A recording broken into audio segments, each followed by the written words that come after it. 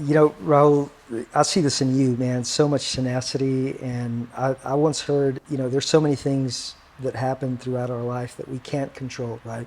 Just simple things like weather we can't control, especially in Texas. Yeah. But we can always control our response Yeah. to things. And one thing that, my dad taught me, just at a very, very early age was grit.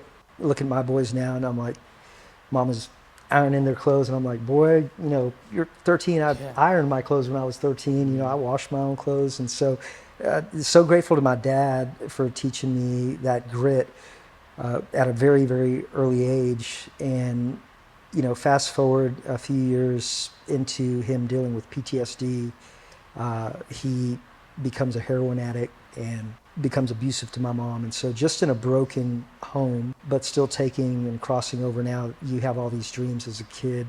I was always driven. And at 13, when he left, I actually went out. I had to felt the responsibility of providing for my family at 13 years old.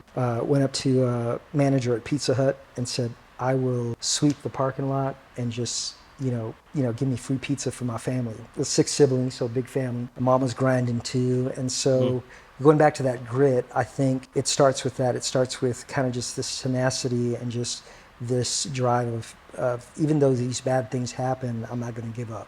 Certainly there's moments throughout, especially young, when you have just you feel like the world's caving in and you make it bigger than it really is in moments. But for me, just experiencing rock bottom at 13, dropping out of high school.